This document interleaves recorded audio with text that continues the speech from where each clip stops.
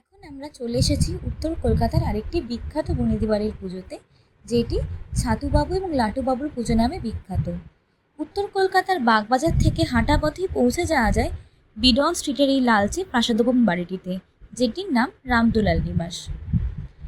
এই দুর্গাপুজোর সূচনা করেন বণিক রামদুলাল দে এবং সূচনা হয় 1770 সালে।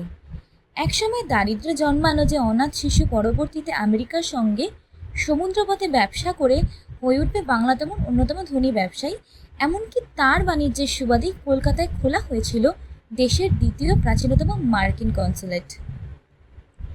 রামদুলালের মৃত্যুর পর তার দুই পুত্র আশুতোষ দে এবং প্রমথনাথ দে বাড়ির পুজোর ভার নেন।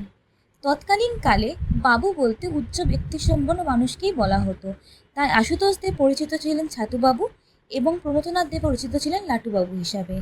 বনেদিয়ানায় আড়ম্বর, সঙ্গীত চর্চা, আতিথেয়তার জন্য এই দুই ভাই ছিলেন বিখ্যাত। তাদের উত্তরাধিকার রক্ষা করার জন্য 1919 সালে গঠিত হয় অনাথনাথ দেব ট্রাস্ট। সেই ট্রাস্টটি আজও চালিয়ে যাচ্ছেন এই 2.5 শতাব্দী পুরনো পুজো। প্রথা মেনে এখানকার প্রতিমা এখনও একচালা।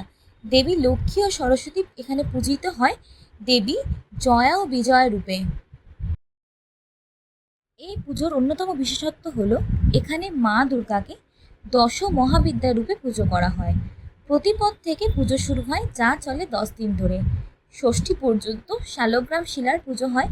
এখানে শাক্ত, বৈষ্ণব, শৈব 3টি মতের মিলনে দেবীর আরাধনা করা হয়ে থাকে। বৃহৎ নান্দিকেশ্বর পুরাণ মেনে পুজো হয়ে আসছে বরাবর। সাবেকি একচালার ঠাকুর হয়, তবে চিরাচরিত পারিবারিক মায়ের রূপটি এখানে একটু অন্যরকম। এখানে প্রতিমার ডান দিকে মহাদেব এবং বাম দিকে শ্রী রামচন্দ্র বিরাজ করেন। দেবী সরস্বতী এবং লক্ষ্মীর জায়গায় দেবীর দুই সখী জয়া বিজয় উপস্থিত থাকেন দুপাশে। এখনও সন্ধি পুজোর সময় 108টির উপর প্রদীপ জ্বলে ওঠে। তাছাড়াও বিশেষ আকর্ষণ হলো এই বাড়ির বিজয়া দশমীতে।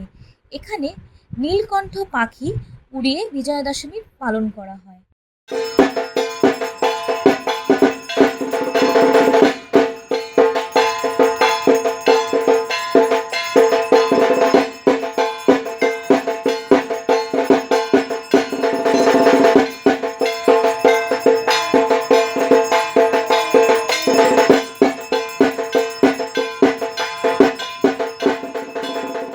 ছোট্ট ভিডিওটি ভালো লেগে থাকলে লাইক করুন, কমেন্ট করুন এবং আপনাদের বন্ধুবান্ধবের সঙ্গে শেয়ার করুন।